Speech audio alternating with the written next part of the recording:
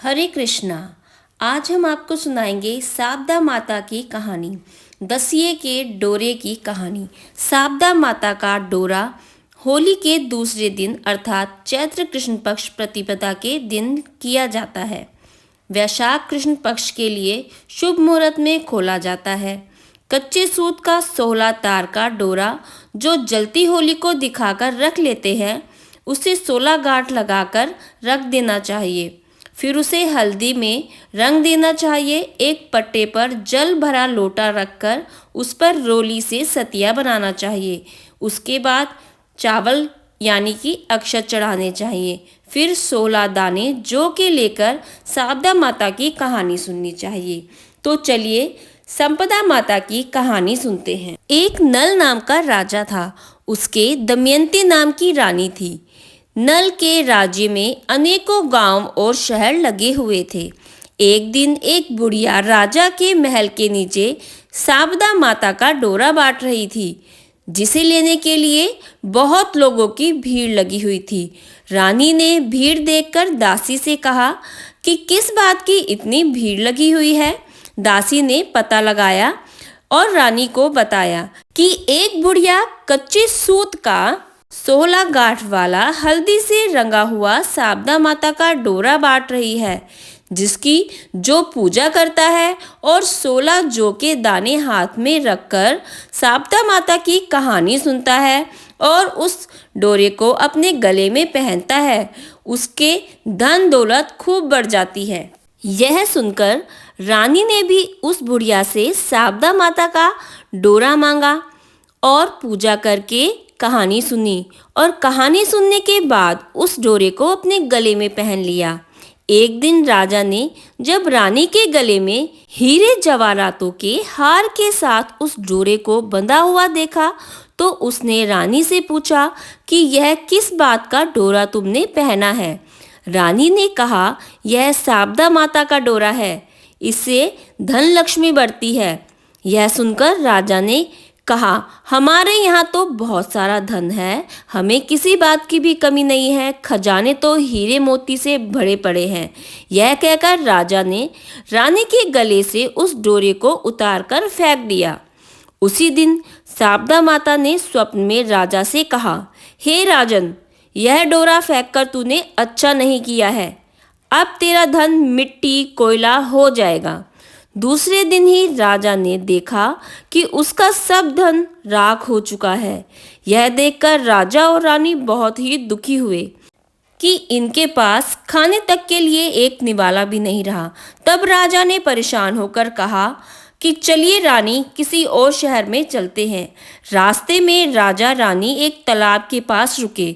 तब राजा ने रानी को एक तीतर लाकर दिया और कहा, इसे पका लो, मैं अभी आता हूँ। रानी ने तीतर पकाया। जब वे उसे खाने को तैयार हुए तो पका हुआ तीतर भी उड़ गया। तब वो दोनों और आगे बढ़े और अपनी बहन के घर पहुँचे। बहन ने उन्हें पुराने घर में ठहरा दिया और हीरे जवाहरात से एक घड़ा भरकर उनका सत्कार करने के लिए वहाँ पर पहुँची। उसने राजा रानी के सामने जैसे ही घड़ा खोला, उसमें से जो भी हीरे जवाहरात थे वो सारे राख हो गए।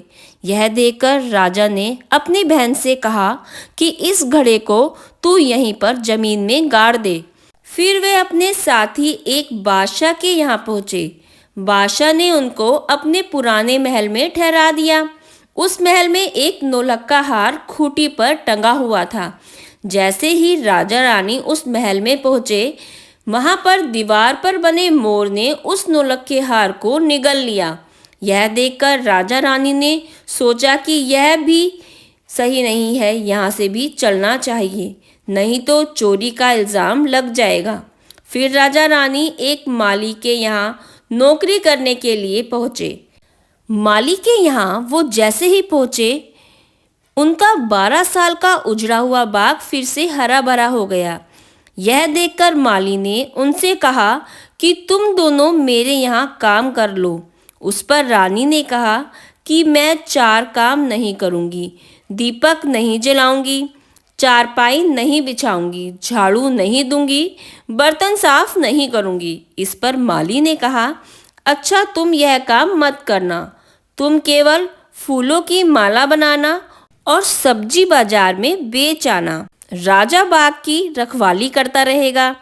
एक दिन रानी माली की सब्जी बाजार में बेचने को गई।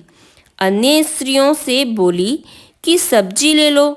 तब स्त्रियां बोली कि तू अभी रुक जा, पहले शारदा माता की कहानी सुन ले।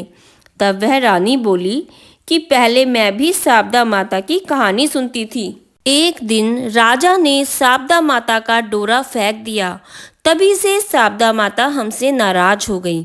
नाराज हुए 12 वर्ष हो गए हैं। अगर शारदा माता हमारे भी आवे तो मैं आपकी शारदा माता का डोरा ले लूंगी।